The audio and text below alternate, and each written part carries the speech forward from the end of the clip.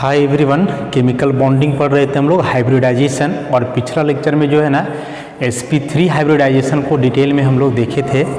आज उसके बाद का जो हाइब्रिडाइजेशन है उसको हम लोग देखते हैं। तो sp3 के बाद sp3d हाइब्रिडाइजेशन,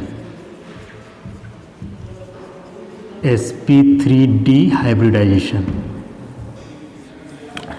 अभी sp3d हाइब्रिडाइजेशन को डिटेल में देखेंगे, जैसे हम लोग वहाँ sp3 को डिटेल में देखे थे। तो sp3d का क्या डिटेल हो जाएगा कि s px py pz and dz square atomic orbitals are participated.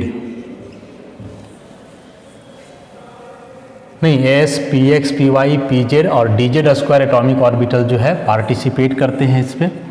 देखो डी में 5 ऑर्बिटल्स होते हैं, तो 5 में से जो पार्टिसिपेट करता है वो डी जेड स्क्वायर है। बहुत इंपॉर्टेंट क्वेश्चन है कि sp3d हाइब्रिडाइजेशन में डी का कौन सा ऑर्बिटल इन्वॉल्व रहता है, तो याद रखोगे डी जेड स्क्वायर। तो टोटल 5 ऑर्बिटल्स मिल रहे हैं ना, 1 2 3 4 5, तो नए ऑर्बिटल्स भी 5 बनेंगे, लेकिन non equivalent. 5 non equivalent hybrid orbitals are formed in the set of 3+2। पांचों ऑर्बिटल जो इसमें बनते हैं हाइब्रिड ऑर्बिटल, पांचों एक समान नहीं होते हैं, उसमें से 3 एक समान होंगे और बाकी 2 ऑर्बिटल्स फिर एक समान होंगे। The 3 equivalent hybrid orbitals are oriented at 120 degree, forming a trigonal base and are called equatorials और basals।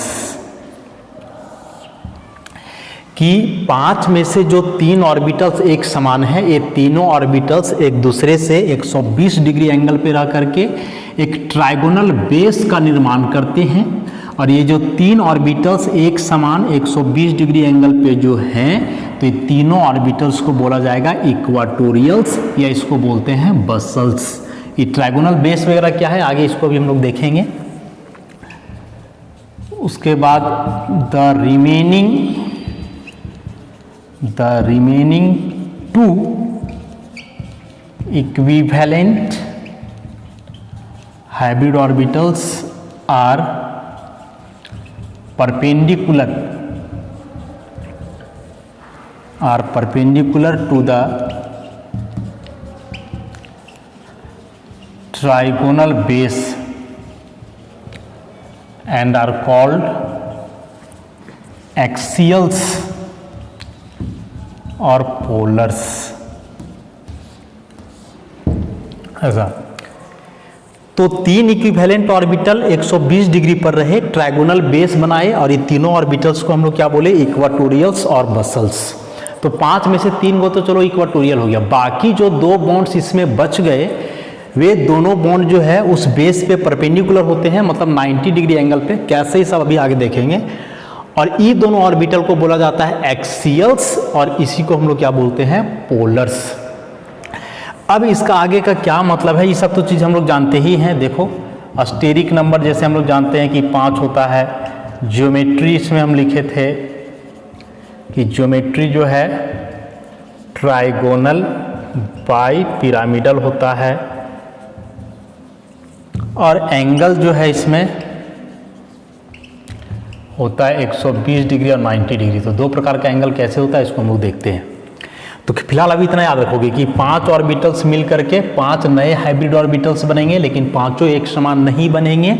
3 और 2 के सेट में बनेंगे, 3 एक समान और बाकी 2 एक समान।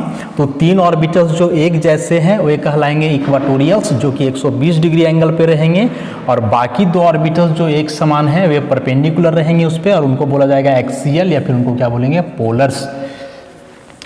अब कैसे ऑर्बिटल का इंटरमिक्सिंग होगा हम लोग उसको देखते हैं।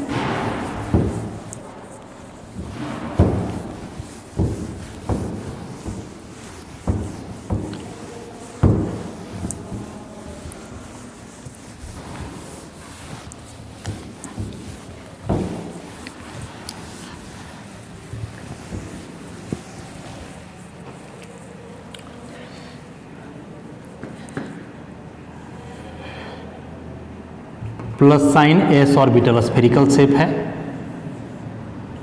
ये एक्स एक्सिस मान लो, प्लस माइनस तो ये पी एक्स ऑर्बिटल हो जाएगा, ये वाला वाई एक्सिस मान लो तो ये पी वाई ऑर्बिटल हो जाएगा, वैसे ये जेड एक्सिस हो जाएगा, पी जेड ऑर्बिटल है,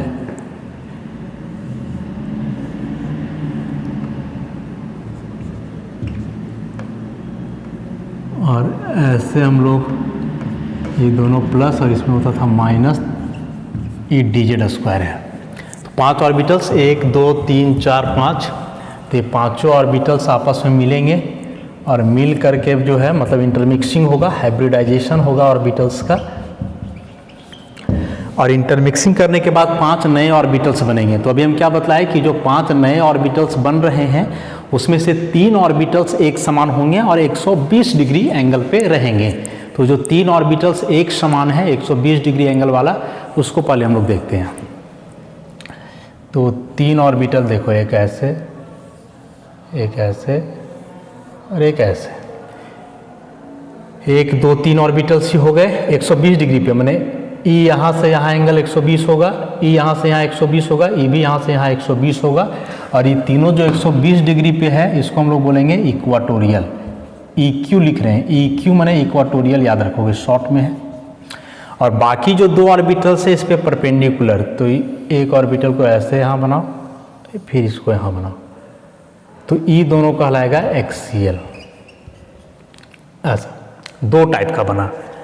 अब इसको यदि इधर अलग से बनाओगे लाइन वाला से, तो देखो एक बॉन्ड इस तरफ बनेगा, एक बॉन्ड इधर बनेगा, एक बॉन्ड इस तरफ से बनेगा, तो ये ट्राइंगल बन रहा है ना, इसलिए इसको हम लोग बोल रहे हैं ट्राइगोनल बेस। देखो इसको मिला दोगे यदि यहाँ से इस तरह से, तो ये ट्राइंगल के जैसा बन रहा है, इसलिए इसको हम लोग बोलेंगे ट्राइगोनल बेस, माने 3 साइड का एक बेस बना है। फिर इसके ऊपर परपेंडिकुलर ऐसे, ई इस पर परपेंडिकुलर रहेगा, तो ई जो बेस है ऐसा तो कहलाया इक्वाटोरियल, और ई दोनों क्या कहलाएगा, एक्सियल। इसी को हम लोग बोलते हैं ट्राइगोनल बाइपिरामिडल। क्यों ऐसा हुआ, कैसे हुआ, जरा इसको अब डिटेल में हम लोग समझने का प्रयास करते हैं। तो बस यहाँ से भी इतना समझोगे कि 5 एटॉमिक ऑर्बिटल्स जो आपस में इंटरमिक्स किए, हाइब्रिडाइजेशन हुआ, तो 5 नए ऑर्बिटल्स भी बने, लेकिन पांचों एक समान नहीं थे।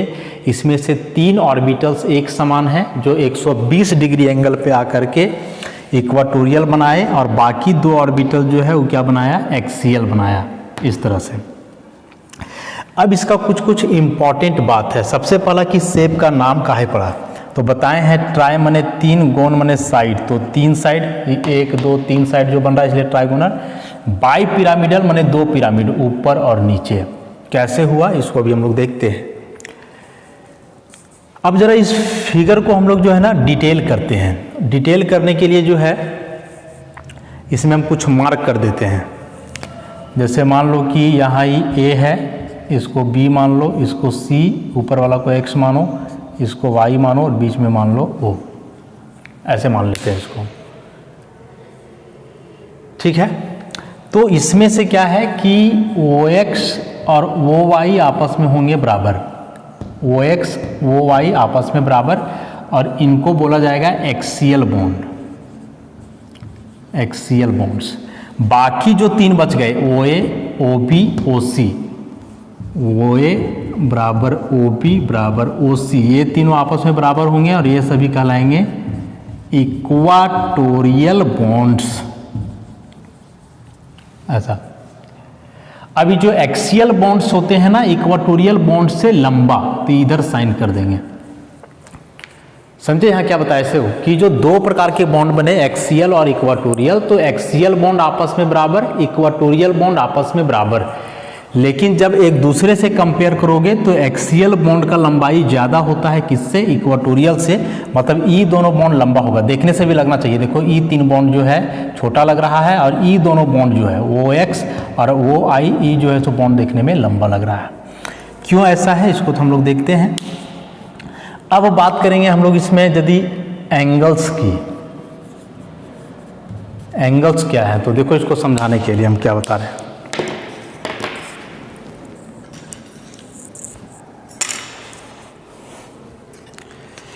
सबसे पहले इसको देखो ऐसा, ई बीच में सेंट्रल एटम हुआ, मतलब यहाँ ई मान लो कि O है, इधर वाला A है, इसको मान लो B और इसको मान लो C। क्या बोले, ई O है, ई वाला A, B, C। तो ई तीनों जो है ना अभी इक्वाटोरियल बॉन्ड है, ठीक है। अब इसमें से क्या है कि हम लोग पढ़े हैं कि किसी पॉइंट के चारों ओर का एंगल होता है 360 डिग्री, और वो यहाँ 3 भाग में बटा हुआ है, 1, 2, 3। तो पूरा एंगल 360 होना चाहिए और वो 3 भाग में बटा हुआ है, तो इस एक भाग का एंगल कितना होगा, तो 360 को 3 से डिवाइड करो, 120 डिग्री। मतलब ये angle AOB 120 degree, BOC 120 degree, AOC 120 degree. तो ये 3 एंगल जो है 120 डिग्री होगा। कौन कौन, एंगल AOB, एंगल BOC और angle AOC, all these are 120 degree. वहाँ से समझो फिगर से, ऐसे ये वाला AOB, BOC और AOC 120, 120, 120, ऐसे 360 डिग्री हो गया। उसके बाद ये जो ऊपर वाला बॉन्ड है X और ये Y, ये कैसे रहता है सो देखो, परपेंडिकुलर बोले हैं। तो परपेंडिकुलर कहने का मतलब हुआ कि जैसे ये ट्रायगोनल बेस है तो परपेंडिकुलर मतलब देखो एक बॉन्ड ऐसे ऊपर से आ जाएगा, ये ऐसा, ये मेरा हुआ बॉन्ड X, वो X, O और X। तो परपेंडिकुलर मतलब क्या हुआ कि इसके साथ 90, यहाँ से देखोगे 90, फिर इसके साथ भी 90। परपेंडिकुलर मतलब यही हुआ, एकदम इस पर सीधा परपेंडिकुलर रहेगा ऐसे, मतलब सबके साथ कितना एंगल बनाएगा, 90 डिग्री।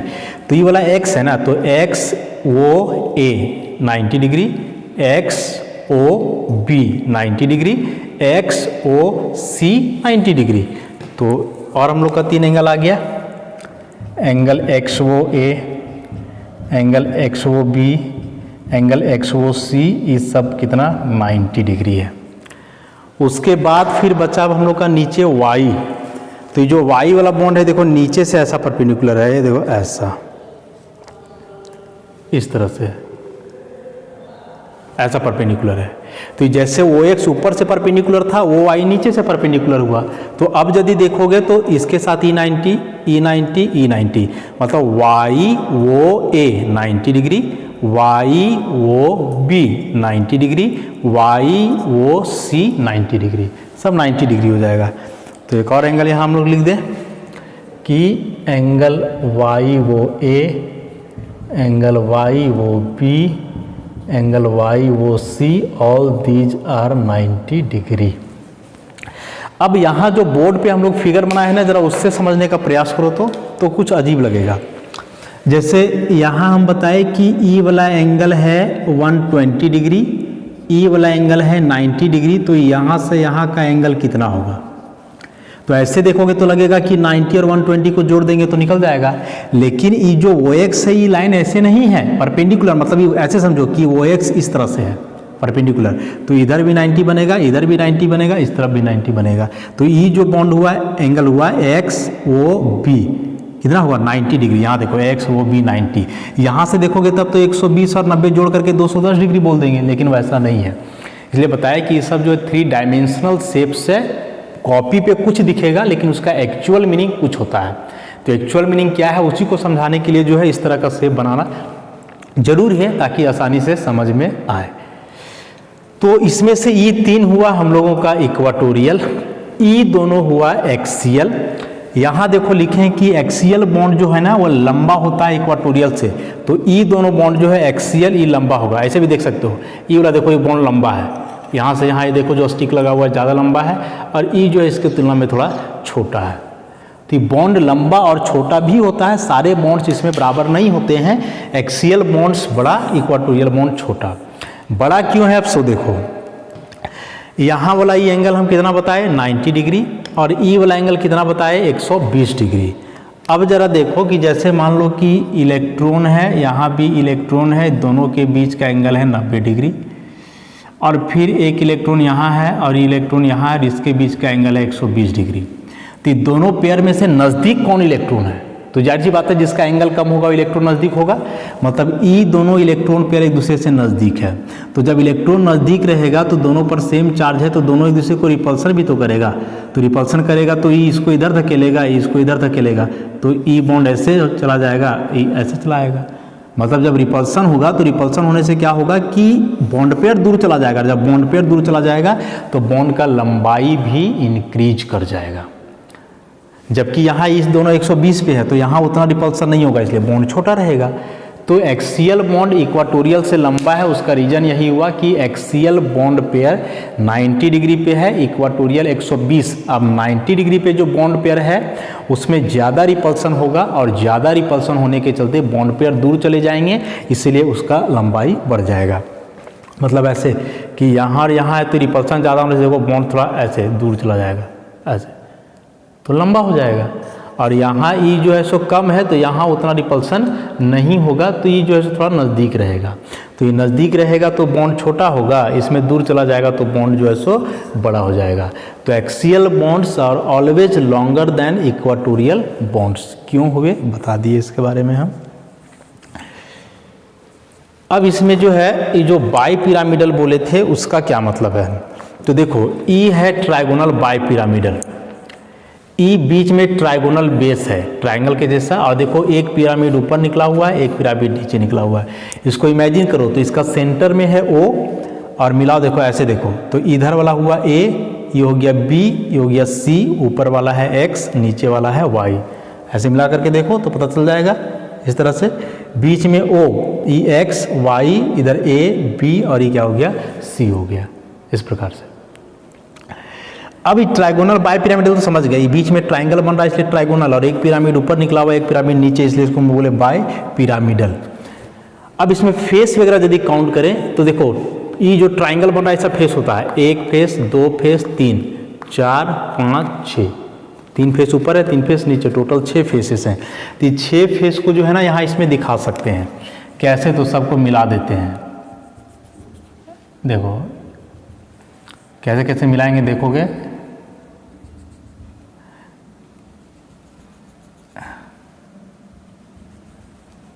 ऐसा अब मिलाने के बाद ये जो डॉटेड लाइन से ट्राइंगल बन रहा है ना, यही सब ट्राइंगल जो है इसका फेस होता है। तो हम फेस का नाम लिखते हैं, देखोगे 6 फेसेस। सबसे पहले कौन है, एक देखो ट्राइंगल यहां से बन रहा होगा ई एक्स ए बी, देख रहे हो एक्स ए बी, एक ट्राइंगल बन रहा है ना, तो ई एक्स ए बी। फिर हो गया एक्स ए सी, ये भी एक ट्राइंगल बन रहा है डॉटेड से, एक्स ए सी। उसके बाद फिर X B C, X B C. वैसे ही वाई के लिए देखो तो वाई ए बी, वैसे ही वाई बी सी, और ऐसे ही वाई ए सी। 6 फेस है। देखो अब इसको इससे समझाते हैं, समझ में आएगा कैसे। क्या है, X Y A B C, तो ये एक्स ए बी, ये वाला फेस जो एक्स ए बी लिखे हैं, फिर एक्स ए सी इधर पीछे वाला फेस, फिर एक्स बी सी, तो एक्स बी सी ये वाला फेस। वैसे नीचे से वाई ए बी ये वाला हो गया, वाई बी सी ये वाला फेस, और वाई ए सी इधर वाला फेस। एक और ट्राइंगल यहाँ बन रहा है ए बी सी, ये वाला ट्राइंगल देखो ए बी सी, लेकिन ई जो है सो कोई फेस नहीं है। देखो तो यहाँ ए बी सी कोई फेस है क्या? नहीं, ई बेस है। इसी बेस पर दो पिरामिड है, एक ऊपर और एक नीचे। तो ए बी सी ट्राइंगल जरूर बन रहा है, लेकिन यहाँ पर ये कोई फेस नहीं है या ट्राइगोनल बेस है। समझ गए ना सारी बात? एंगल कैसे हुआ, फेस किस प्रकार से हुआ, और यदि एज की बात करोगे तो ई कहलाता है एज, किनारा। तो 1 2 3 4 5 6 7 8 9, मैंने जो यहाँ 9 डॉटेड लाइन है ना, ये सब डॉटेड लाइन जो है इसका एज होता है। नोट्स में लिखा हुआ है, देखोगे तो समझ में आ जाएगा। तो ओवरऑल जो हम लोग sp3d हाइब्रिडाइजेशन को देखे डिटेल में। हाँ, तो इसके पहले एक बात कि यदि ई वाला शेप बनाना चाहोगे तुम लोग तो कैसे बनाओगे? तो पिछला क्लास में टेट्राहेड्रल शेप बनाने बोले थे, बताए थे तरीका। तो टेट्राहेड्रॉन बनाओगे और वैसा वैसा दो बनाओगे सेम साइज का, और दोनों को आपस में जोड़ दोगे तो जोड़ने से बन जाएगा ट्राइगोनल बाइपिरामिडल। दो टेट्राहेड्रल शेप बना करके बीच में उसको जोड़ देना है तो क्या बन जाएगा? Trigonal bipyramidal. तो ये sp3d हाइब्रिडाइजेशन का जो है डिटेल था। अब इसमें से मेन बात जो है, एक बार फिर से रिपीट करते हैं कि इसमें 5 ऑर्बिटल्स मिलते हैं, नए 5 बनते हैं, लेकिन पांचों एक समान नहीं बनते हैं। उसमें से 3 एक समान, बाकी 2 एक समान। 3 जो एक जैसा बनता है वो सब 120 डिग्री पर होकर के एक बेस का निर्माण करता है, ट्राइगोनल बेस, और वो तीनों को हम लोग बोलते हैं इक्वाटोरियल्स, और बाकी दोनों इस पर परपेंडिकुलर होता है। समझाए फिगर से कैसे? ये बॉन्ड ऐसे नहीं समझना है, ऐसे समझना है परपेंडिकुलर, और एक वो बॉन्ड बोर्ड के पीछे तरफ, और बाकी दोनों जो है एक्सियल। इक्वाटोरियल का एंगल 120, एक्सियल सब 90 पे होता है, ये सब बतला दिए। एक्सियल बॉन्ड का लंबाई ज़्यादा होता है किससे? इक्वाटोरियल से। क्यों? क्योंकि रिपल्सन ज़्यादा होता है, इसको भी बतलाए। एक और इम्पॉर्टेंट बात कि यदि सेंट्रल एटम पर आ जाए लोन पेयर, यहाँ बीच में सेंट्रल एटम है, मान लो कि यहाँ लोन पेयर आ जाए, तो लोन पेयर हमेशा कहाँ रहेगा? इक्वाटोरियल पर। याद रखोगे कि sp3d हाइब्रिडाइजेशन में यदि लोन पेयर है सेंट्रल एटम के पास, then lone pair always occupy equatorial position. क्यों इक्वाटोरियल पे रहेगा? तो वही बात है कि एक्सियल पे रहेगा तो 90 पे, इक्वाटोरियल पे रहेगा तो 120 पे। अब चूंकि 120 पे रहेगा तो दूर रहेगा, और दूर रहेगा तो रिपल्सन कम करेगा। तो कम रिपल्सन हो, ज़्यादा स्टेबल हो, इसीलिए लोन पेयर इक्वाटोरियल पे रहेंगे। क्योंकि इक्वाटोरियल 120 डिग्री पे होता है, एक्सियल 90, तो 90 पर रहेगा तो नज़दीक रह जाएगा ना, ज़्यादा रिपल्सन करेगा। और 120 पे रहेगा तो थोड़ा दूर रहेगा, रिपल्सन उस केस में कम होगा। ठीक है, तो इतने मेन पॉइंट्स है। एक पॉइंट इसमें और है जो नोट्स में है, तो उसको अभी आगे एग्जाम्पल के थ्रू हम लोग समझेंगे। सारा बात नोट्स में लाइन बाई लाइन एक्सप्लेन किया हुआ है, लिखा हुआ है, तो वहाँ से आप लोग इसको करोगे। अब कुछ एग्जाम्पल्स देखते हैं।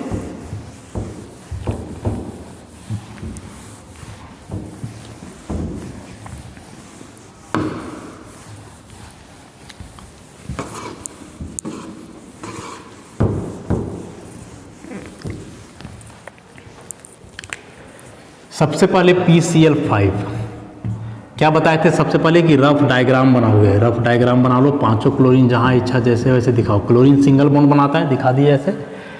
अब फास्फोरस यहाँ 1 2 3 4 5 बॉन्ड बना रहा है। बताए हैं कि एक एटम जितना बॉन्ड बनाता है उतना अनपेयर्ड इलेक्ट्रॉन उसके पास होना चाहिए। तो फास्फोरस 5 बना रहा है तो 5 होना चाहिए, है कि नहीं? देखते हैं। पूरा कन्फिग्रेशन लिखोगे। नियॉन नोबल गैस के आधार पर लिख रहे हैं 3s2 3p3, और इसके बाद 3d होता है लेकिन इलेक्ट्रॉन नहीं है उसमें, तो 3s में 2 इलेक्ट्रॉन, 3p में 3 इलेक्ट्रॉन, और 3d का 5वां ऑर्बिटल है खाली। तो बॉन्ड बना रहा है 5, अनपेयर्ड इलेक्ट्रॉन्स 5 होने चाहिए, लेकिन अभी अनपेयर्ड है 3। तो 5 करने के लिए इस 1 को बढ़ाना होगा आगे। तो यहाँ 1, यहाँ 3, और 1 इलेक्ट्रॉन आ गए इसमें। ये हो गया एक्साइटेड स्टेट।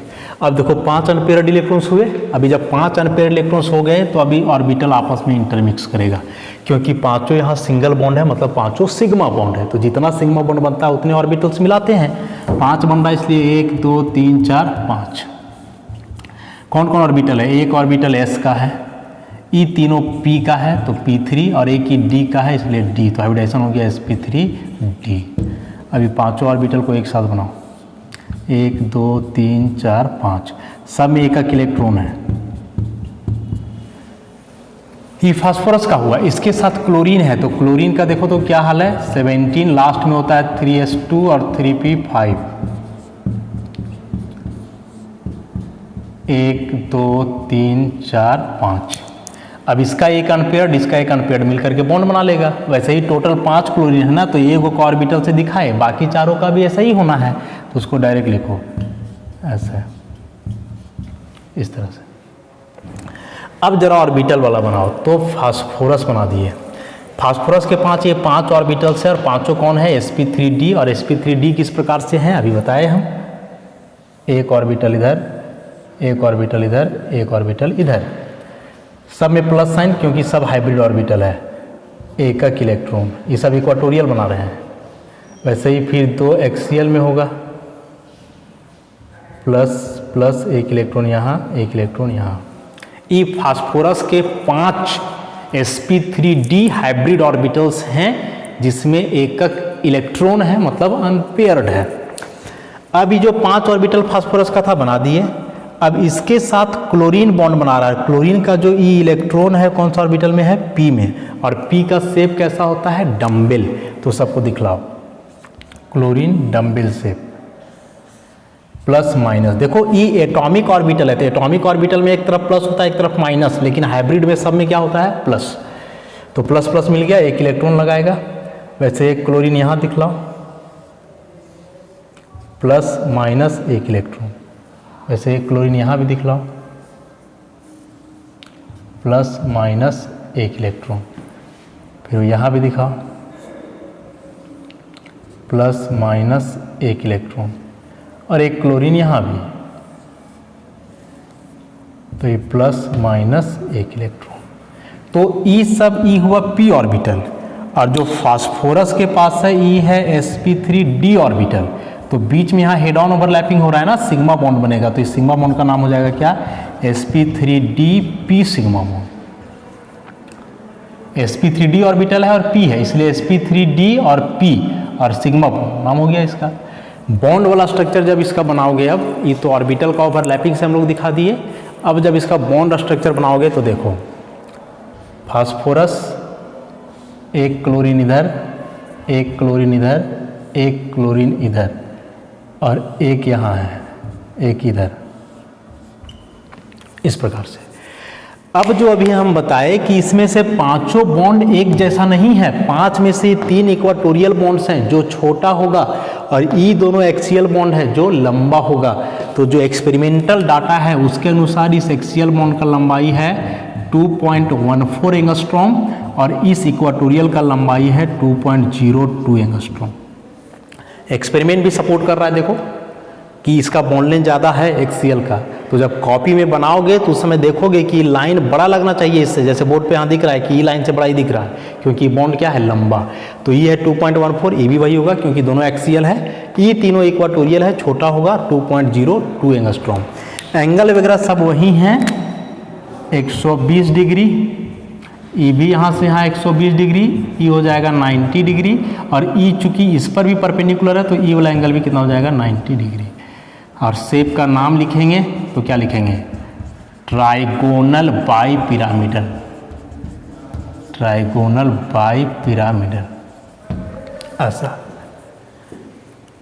तो इस तरह से हम लोग एक्सप्लेन किए PCl5 का शेप कि कैसे इसका बना।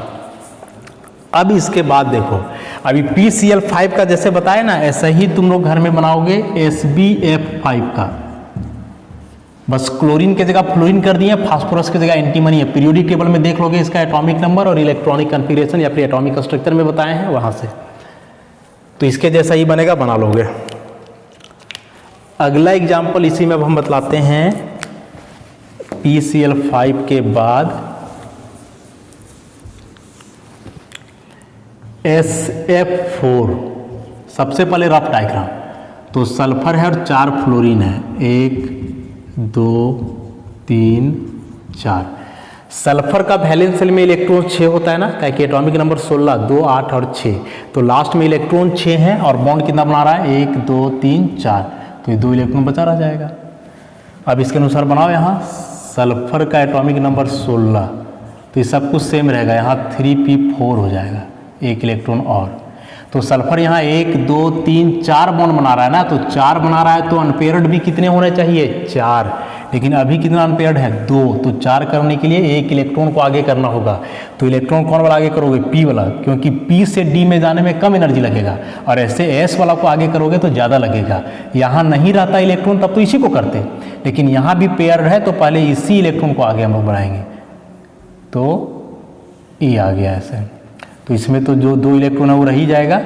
अब इसमें 3 बचा और 1 इलेक्ट्रॉन यहाँ भी आ गया। इस सल्फर का एक्साइटेड स्टेट है, सबको मिला दो, तो मिलाने में देखो 4 सिग्मा बॉन्ड बना और 1 लोन पेयर। तो जितना सिग्मा और लोन पेयर रहता है उतने ऑर्बिटल को मिलाते हैं। तो ये लोन पेयर वाला ऑर्बिटल है और ये चारों सिग्मा, तो यहाँ से यहाँ तक मिल गया पूरा। S का 1 ऑर्बिटल, P का 3 ऑर्बिटल और D का 1, इसलिए हाइब्रिडाइजेशन sp3d। अब यहाँ दिखाओगे तो E वाला में लोन पेयर है तो रहने दो। अब यहाँ फ्लोरीन है साथ में, तो फ्लोरीन लिख देते हैं। फ्लोरीन का एटॉमिक नंबर 9, और लास्ट में लिखोगे ना तो उसका आता है 2s2 2p5। तो फ्लोरीन के पास भी एक अनपेयर्ड रहेगा, तो फ्लोरीन का एक अनपेयर्ड और यहाँ जो अनपेयर्ड है सल्फर का E मिल करके बना लेगा बॉन्ड। बाकी फ्लोरीन भी वैसे ही करेगा, तो सब जगह को फ्लोरीन दिखा दो। अब इधर ऑर्बिटल वाला बनाओगे तो थोड़ा सा अंतर है। थोड़ा सा अंतर इसमें क्या आया सो देखो कि सल्फर के पास जो इस बार 5 ऑर्बिटल है, 1 2 3 4 5, तो ये पांचों ऑर्बिटल में से एक में देखो लोन पेयर है, और हम बतलाए कि लोन पेयर यदि रहेगा तो कहाँ रहेगा इक्वाटोरियल पर। देखो इस तरह से यही शेप ना था, तो इसमें से E तीनों हम लोग का इक्वाटोरियल है, E दोनों एक्सियल है, E सेंट्रल एटम है।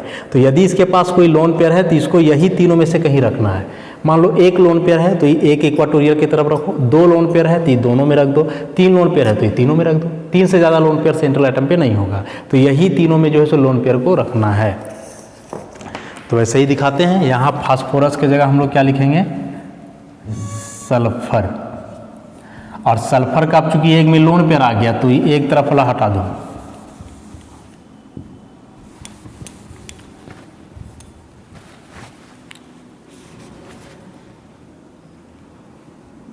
इस ऑर्बिटल में लोन पेयर रख दो ऐसा, और बाकी 4 में 1 इलेक्ट्रॉन रहेगा ही, जैसे 1 इलेक्ट्रॉन है तो यहाँ ओवरलैपिंग कर रहा है फ्लोरीन, और फ्लोरीन का भी वाला ऑर्बिटल कौन सा है P है, तो बस ये क्लोरीन हटा करके यहाँ फ्लोरीन लिख दो।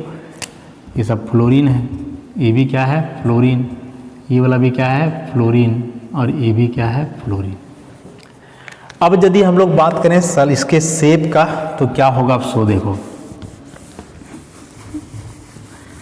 SF4 का शेप, बीच में सल्फर, इधर एक लोन पेयर, एक फ्लोरीन है इधर, एक फ्लोरीन है इधर, एक ऊपर एक नीचे। तो एक ऊपर और एक नीचे, तो बॉन्ड को थोड़ा सा टेढ़ा दिखाना होगा। फ्लोरीन फ्लोरीन फ्लोरीन वगैरह पे 3-3 लोन पेयर रहेगा। यहाँ से ये फ्लोरीन के ऑर्बिटल में 3 लोन पेयर है ना, 1 2 3 तो दिखा दिए। जैसे सल्फर का 1 था तो 1 दिखाए, वैसे फ्लोरीन का 3-3 है तो 3-3 लोन पेयर दिखा दिए। अब यहाँ से कुछ इंपॉर्टेंट बात, सबसे पहले बॉन्ड का लंबाई। तब तो बताएं कि एक्सियल बॉन्ड लंबा होता है इक्वाटोरियल से, तो ई जो एक्सियल बॉन्ड है इसका लंबाई होता है 1.64 एंगस्ट्रॉम, और ई जो इक्वाटोरियल है इसका लंबाई होता है 1.54 एंगस्ट्रॉम। तो ये जो एक्सपेरिमेंटल डाटा है, डाटा अपने से नहीं लिखा जा रहा है, सब एक्सपेरिमेंटल डाटा है। तो इस एक्सपेरिमेंटल डाटा से साफ स्पष्ट हो रहा है कि यहाँ जो एक्सियल बॉन्ड है, ये एक्सियल बॉन्ड का लंबाई इक्वाटोरियल से क्या है अधिक है, ज़्यादा है। अब बॉन्ड लेंथ हो गया। अब बात करें एंगल की, तो देखो पहले से पढ़ते आ रहे हैं कि जो लोन पेयर है ना बड़ा खतरनाक चीज़ है, शेप बिगाड़ेगा, एंगल भी बिगाड़ देगा। तो लोन पेयर आने से क्या हुआ कि लोन पेयर रिपल्सन किया, बॉन्ड को इधर दबा दिया ऐसा, और ये बॉन्ड दबा दिया इसलिए देखो लाइन थोड़ा उधर झुका हुआ है, रिपल्सन के चलते उधर दबा दिया। तो ये वाला एंगल क्या होगा, जैसे मान लो कि ऐसे सीधा रहता तो ये एंगल होता था 90, अभी लाइन सीधा नहीं है, थोड़ा सा इससे हो गया, तो ऐसे हो गया तो एंगल क्या होगा 90 से बढ़ जाएगा। तो ई वाला एंगल हो गया 93.5 डिग्री। डाटा है एक्सपेरिमेंटली, डाटा बता रहा है कि एंगल इंक्रीज कर गया है, इसलिए लाइन को थोड़ा टेढ़ा ही बनाओगे।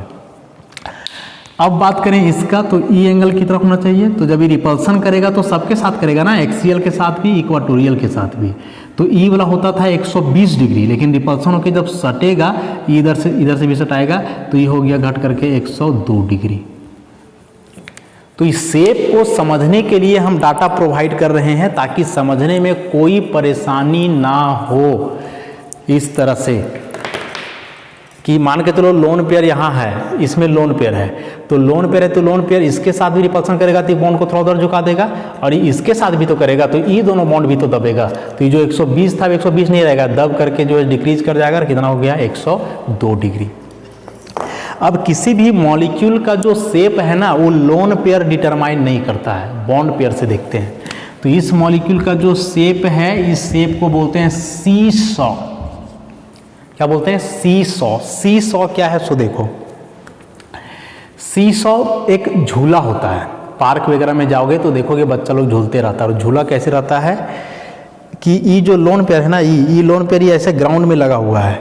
एगो बच्चा यहाँ बैठेगा, इसको पकड़ेगा, एक बच्चा यहाँ बैठेगा, इसको पकड़ेगा, ई बच्चा उठेगा, ई नीचे आएगा, फिर ई उठेगा तो ई नीचे जाएगा, ऐसे ही करके झूलते रहता है। पार्क में देखो ना, नीचे ग्राउंड में एक बच्चा इधर बैठ करके पकड़ा, एक उधर से पकड़ा तो ई उठ गया, वो नीचे गया, वो उठा तो ई नीचे गया। तो झूला का नाम है सीसॉ और उसी के जैसा ही है, इसलिए इसको हम लोग बोलते हैं सीसॉ। तो याद करके केवल नहीं रखना है कि sp3 डिहाइब्रिडाइजेशन है तो ट्राइगोनल बाइपिरामिडल होगा ही होगा, तब जब कोई लोन पेयर ना हो। यदि लोन पेयर आ गया तो शेप बिगड़ेगा। और याद रखोगे कि यदि एक लोन पेयर आ जाए तो शेप कैसा हो जाता है? सीसॉ। मॉलिक्यूल कोई भी रहे डजंट मैटर, यदि sp3 डिहाइब्रिडाइजेशन है और एक लोन पेयर है तो शेप ऑलवेज सीसॉ। तो जैसे हम बताए SF4 का, ऐसे ही तुम लोग घर में प्रयास करोगे बनाने का SeCl4 का। सल्फर की जगह सेलेनियम, फ्लोरीन की जगह क्लोरीन। इलेक्ट्रॉनिक कॉन्फ़िगरेशन नहीं याद है तो पीरियोडिक टेबल या एटॉमिक स्ट्रक्चर में जो बताएं वहाँ से देख करके करोगे।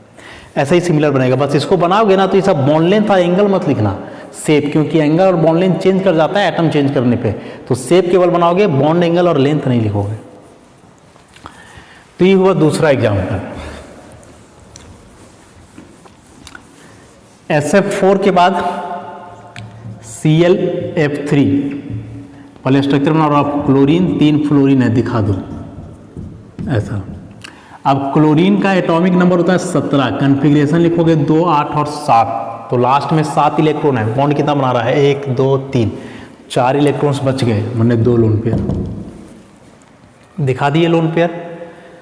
अब क्लोरीन यहाँ बना रहा है 3, तो जरा इसका कॉन्फ़िगरेशन लिख करके देखो। एटॉमिक नंबर 17 है, इसका यहाँ होता है 3p5, एक इलेक्ट्रॉन और बढ़ जाएगा।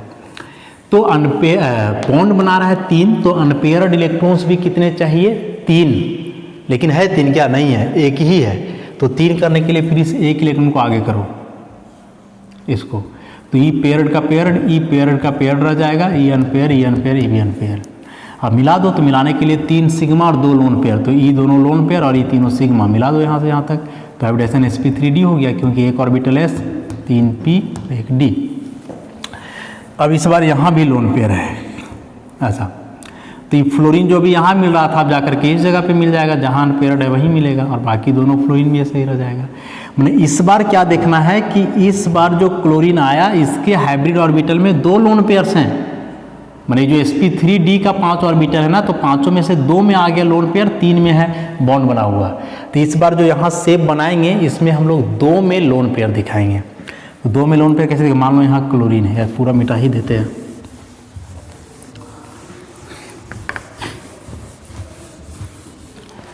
तो ई क्लोरीन 3 बॉन्ड होते हैं ऐसे इक्वाटोरियल के, तो 3 में से 2 में लोन पेयर रहेगा, क्योंकि लोन पेयर हमेशा इक्वाटोरियल में रहेंगे, और यहाँ एक, और बाकी 2 एक्सियल का, एक इलेक्ट्रॉन यहाँ से 1, 2, 3, 4, 5 था, तो 2 में लोन पेयर था, तो 2 में लोन पेयर रखे। इस समय सिंगल सिंगल था, सिंगल दिखाए।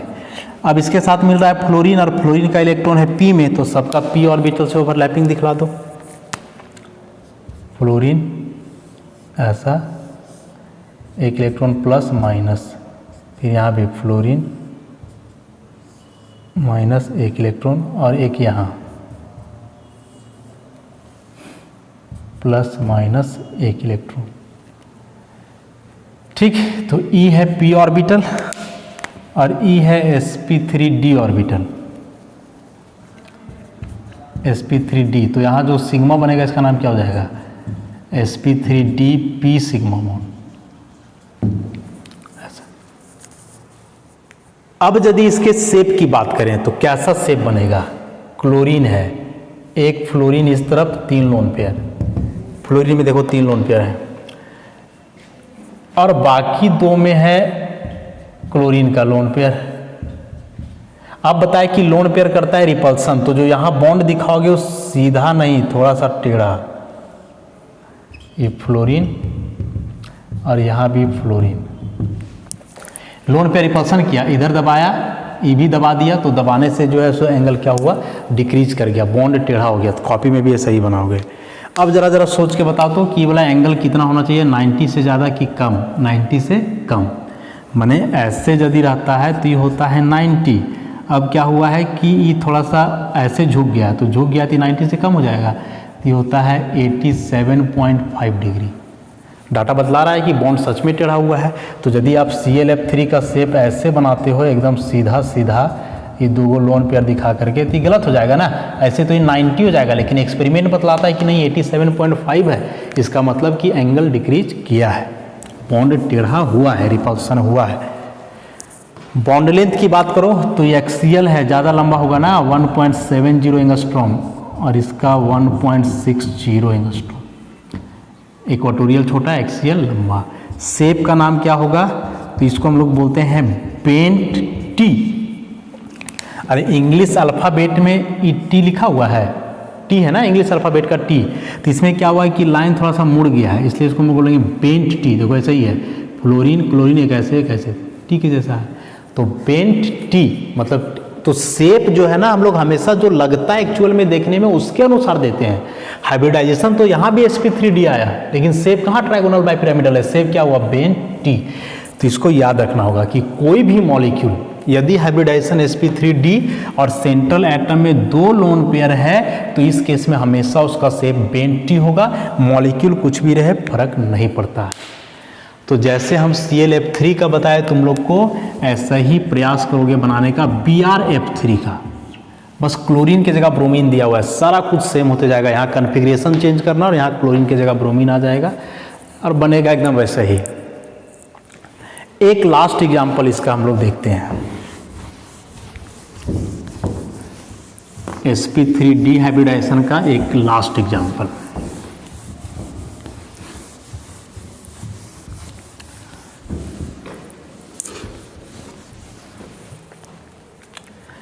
और लास्ट एग्जाम्पल क्या है, XeF2 का। तो Xe 2 फ्लोरीन है, जेनॉन नोबल गैस है ना, वैलेंस शेल में 8 इलेक्ट्रॉन्स होंगे, बॉन्ड बना रहा है 2, तो 6 इलेक्ट्रॉन लोन पेयर के रूप में।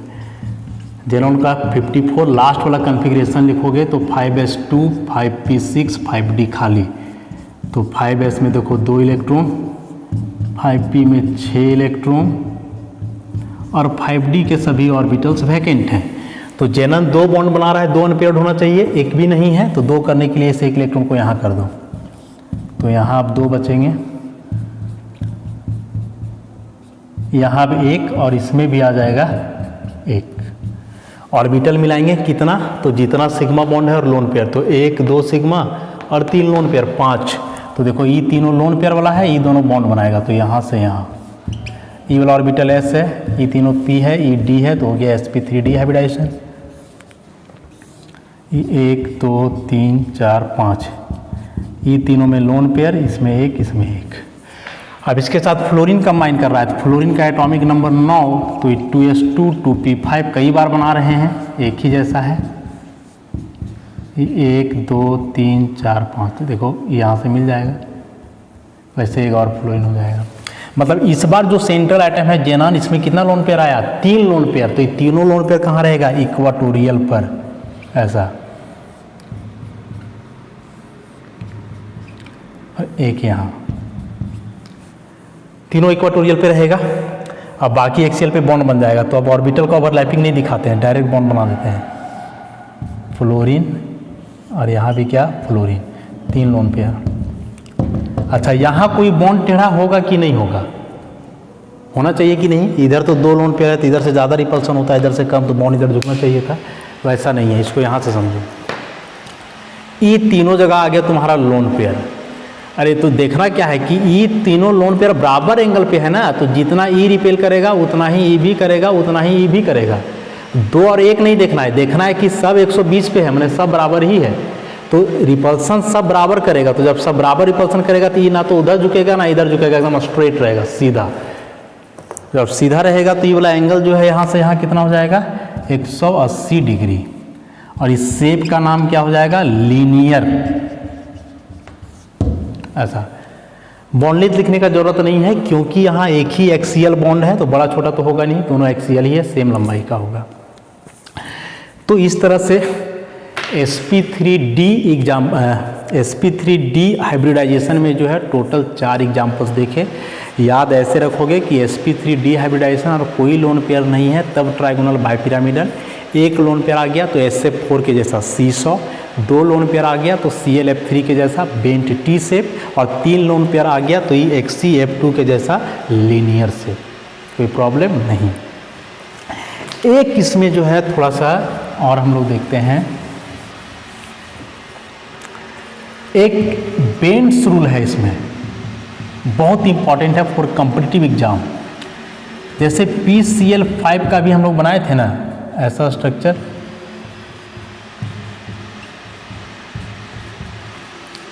तो ई तीनों बोले थे कि इक्वाटोरियल है और ई दोनों एक्सियल है।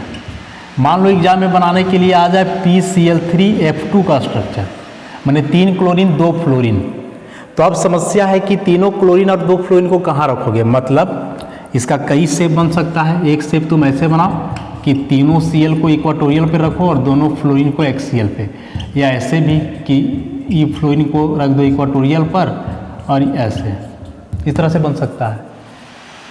तो बेंड्स रूल क्या बोलता है ना कि यदि इस तरह का सब्स्टिट्यूएंट हो तो जो मोर इलेक्ट्रोनेगेटिव एटम होता है, जिसका इलेक्ट्रोनेगेटिविटी ज़्यादा होता है, मोर इलेक्ट्रोनेगेटिव, वो हमेशा रहेगा एक्सियल पर।